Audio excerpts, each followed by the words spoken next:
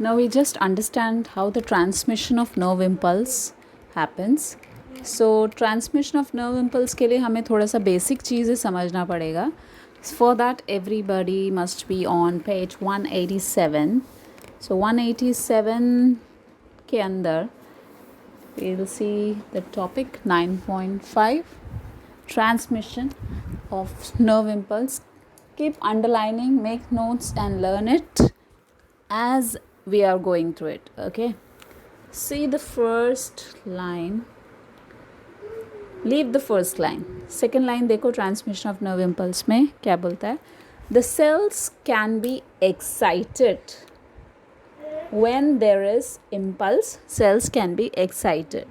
The nerve impulse is a wave of bioelectrical or electrochemical disturbance passing along a neuron. मतलब एक neuron से दूसरे neuron में nerve impulse किस form में जाता है, या तो केमिकल के फॉर्म में जाता है या तो इलेक्ट्रिसिटी के फॉर्म में. राइट, हमने पढ़ा 2 types of synapses are there, electrical synapses and chemical synapses. जब केमिकल रिलीज होता है you call it as chemical synapses. जब इलेक्ट्रिसिटी रिलीज होता है we call it as electrical synapses. Right, so how they have been carried. So for that just read from here.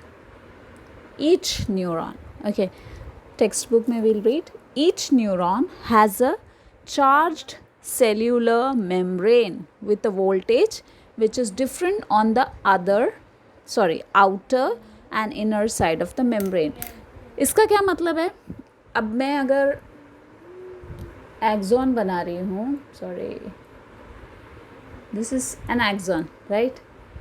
इस axon में myelin sheet है, यहाँ एक myelin sheet है, यहाँ पे माइलिन शीट है, यहाँ भी माइलिन शीट है, यहाँ भी माइलिन शीट है. Okay, this is N action. अब इस एक्सन में देर आर चार्ज. तो अभी हमने क्या पढ़ा? ईच न्यूरॉन, पढ़ो ज़रा ये line 1 2 3 4 5 6 7 8 9, 9th line, read it. Each neuron has a charged cellular membrane with a voltage. मतलब उसमें एक वोल्टेज है, एक करंट है. अब वो पता कैसे चलता है? हम अगर वोल्ट मीटर लगा देंगे, वोल्ट मीटर से पता चलता है, बट हम लोग जनरली वोल्ट मीटर नहीं लगाते, but this is for your knowledge. Volt meter से करंट का पता चलता है. तो क्या पता चलता है? Which is different on the outer and inner side. मतलब बाहर एक चार्ज होता है, अंदर एक चार्ज होता है. This is what it says. Each neuron, read this, each neuron has a charged cellular membrane with a voltage which is different on outer and inner side of the membrane. बाहर अलग charge होगा, अंदर अलग charge होगा. Right, और what is the common thing? Read this last line. External fluid has both sodium ion and potassium. Next page में जाओ, 188 में, and potassium, but there is always a predominance of sodium.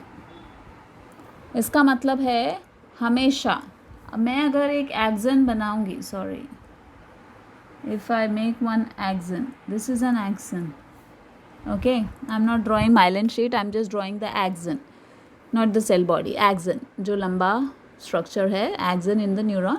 अब axon के अंदर हमेशा मैं अगर बोलूँगी ये पोलराइज्ड है,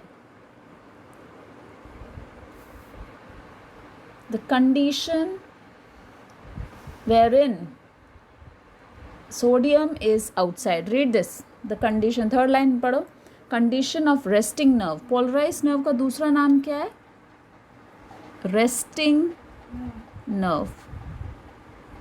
ये सब बेसिक चीज़ें, ये याद होगा तो ही हम आगे जनरेशन ऑफ नर्व इम्पल्स समझ सकते हैं. So please just try to understand.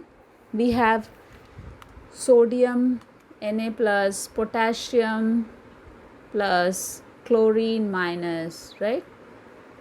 So these are the ions that are present, but ये याद होना चाहिए कहाँ पे क्या है. अब अगर हम इस एक्सन के बारे में बोलेंगे, सोडियम बाहर होगा, पोटेशियम अंदर होगा. और चार्ज के बारे में बात करेंगे तो it will be plus sign outside, minus sign inside. तो इस कंडीशन को क्या बोलेंगे हम? Resting nerve. मतलब कोई स्टिमुलस नहीं है, बिल्कुल रेस्ट कर रहा है नर्व. तब का कैसा होगा इसका आयन का concentration? It will be plus outside, minus inside. कौन सा आयन बाहर होगा? सोडियम बाहर होगा और पोटेशियम अंदर होगा. Right, this is a starting. This is how a normal nerve, मतलब एक नॉर्मल रेस्टिंग फेस में एक नर्व का होना वेरी कॉमनली फाउंड. ओके, अब इम्पल्स आएगा. Let's understand the next line. You read with me. On the inside, okay, यहाँ से पढ़ेंगे. On the inside there is an excess of potassium along with large negatively charged protein molecule and nucleic acid. So please don't confuse. अगर मैंने बोला polarized है, इसका मतलब है बाहर पॉजिटिव है और अंदर नेगेटिव है. किसके अंदर? we are talking about the axon. okay, then some amount of sodium and potassium is always leak. अब what is leaking means they are talking about the gates. जो हमारे एक्सन्स हैं उसमें गेट लगे हैं जिससे सोडियम, और उसको हम एक्चुअल में they have a word for it.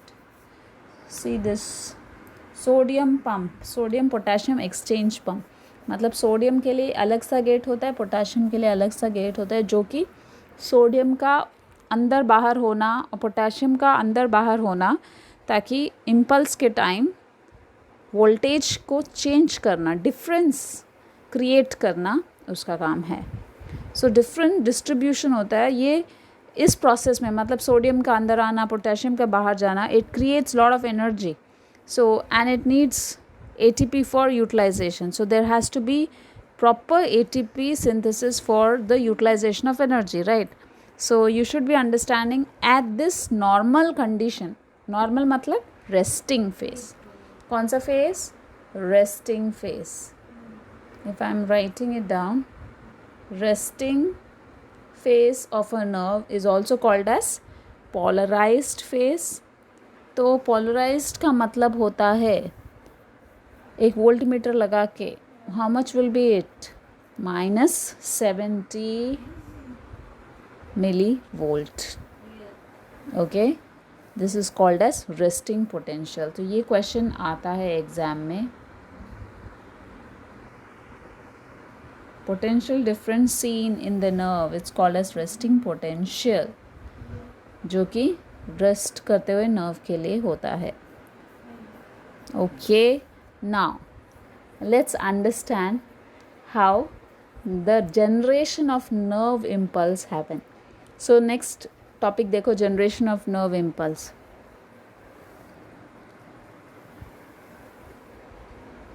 इस टॉपिक के अंदर you have two headings.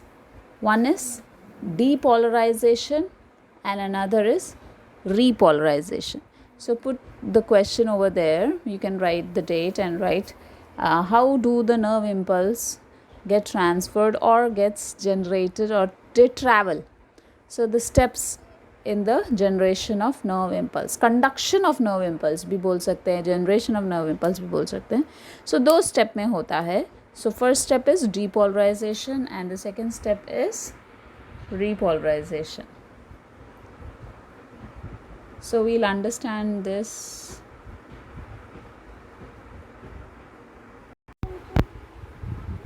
Now you'll understand it more clear with this diagram. यहाँ पे आपके सामने एक न्यूरॉन है. न्यूरॉन का जो एक्सन है, you can see here the axon is here, है ना. ये जो एक्सन है इसके ऊपर माइलिन शीट है यहाँ पे. सो अब अगर हम एक्सन को ध्यान से देखेंगे, this is the normal resting face. Resting face में रेस्टिंग बोलते हैं, और दूसरा क्या नाम आपको याद होगा, व्हाट डिड आई से instead of resting in general, if you should be remembering, it is polarized. Okay, polarized, P for positive, P for polarized. तो बाहर क्या होगा, प्लस साइन होगा, और अंदर क्या होगा, माइनस साइन होगा, राइट. जब एक रेस्टिंग फेस में जब आप चेक करोगे वोल्ट मीटर को लगा के, you can see there is a voltmeter they have shown over here. What will be the reading shown? That will be minus 70 millivolt, right? So if you just check the growth, nerve impulse कैसे जब travel करता है, अगर minus 70 है तो वो resting phase में, graph में आपको थोड़ा सा और clearly समझ में आएगा. और जैसे ही impulse आता है, it can be because of any stimulus that can be, it can be pain, it can be touch, it can be what you see. So when there is an impulse, जो ये gets हैं, आपको यहाँ पे red and blue colour के gates दिख रहे हैं ना, ये जो अभी बना है, so these gates will open, and when they will open, sodium ion positive अंदर आ जाता है. तो पॉजिटिव के अंदर आने की वजह से अंदर जो नेगेटिव था वो पॉजिटिव हो जाता है. So there is a change. So graph उस हिसाब से इंक्रीज होगा. सी दिस मेथड, और we can say this change is called as depolarisation. पहले कैसा था, पोलराइज स्टेट था. फिर जैसे ही चार्ज ऊपर नीचे हो गया because of the sodium ion influx, जैसे सोडियम आयन अंदर आया तो अंदर का चार्ज पॉजिटिव हो गया और बाहर का ऑब्वियसली नेगेटिव हो जाएगा. So this will change. Volt meter में कैसा आएगा, +40 मिली वोल्ट आ जाएगा. मतलब इट कैन वेरी, 30 और 60 के बीच में कुछ भी हो सकता है. यहाँ +40 दिए है, but it can be between 30 and 60 plus. Then once it reverse back, मतलब जब sodium at the same time it becomes more permeable and potassium ion की वजह से वोल्टेज गेट खुल जाता है, again it will come back to its original state, जिसको हम बोलते हैं repolarise state. We'll explain it in very simple way right now. Okay, एक और चीज़ आपको जो याद रखनी है, आप देखो पेज 189 में, we'll pause for a minute, go to 189. Here in this page 189 you have seen this name that's written, repolarization का last paragraph ज़रा देखो. repolarization का last paragraph read करेंगे. It says the action potential cannot travel as a wave of membrane depolarization. It has to jump from node to node. मतलब इसका क्या मतलब है, अब ये डायग्राम के हिसाब से यहाँ माइलिन शीट है, यहाँ माइलिन शीट है, यहाँ भी माइलिन शीट है, लेकिन बीच बीच में आप कुछ जगह में देखो माइलिन शीट नहीं है, है ना. सो ट्रांसफ़र कैसे होता है impulse, so there is jumping of impulse from one myelin sheet to the next myelin sheet. This jumping or this transfer is called saltatory conduction. What do you call it? Saltatory conduction. I'll just write it for you once again. Saltatory conduction. So jumping of impulse from node to node. Why they're using the word node? This place जहाँ पे there is no myelin sheet, you call that a node of Ranvier, no? ये 11th में किया हुआ है, node of Ranvier. So जब jumping होता है from one node to next node, they cannot move smoothly, they have to jump. So that movement is called as saltatory conduction and it is very fast. It is a faster process. इसीलिए बोलते हैं जो मेड्यूलेटेड nerves है ना, मतलब ये जो myelin sheath वाले नर्व्स होते हैं उनका कंडक्शन फास्टर होता है compare to the non myelinated sheet. We'll understand once again in the next lecture how the depolarization and repolarization happens.